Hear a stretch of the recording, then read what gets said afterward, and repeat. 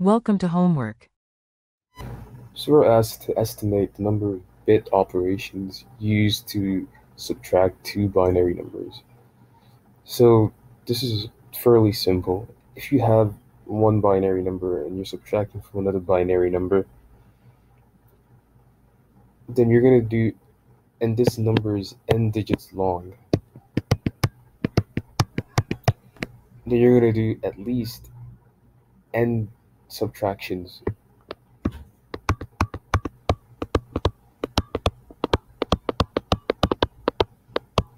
And let's say you have to carry two.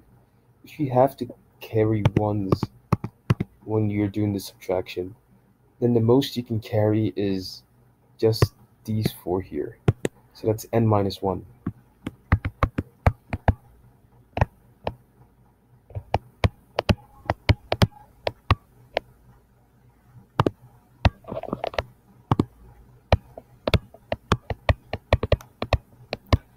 So in total, this process is O of n.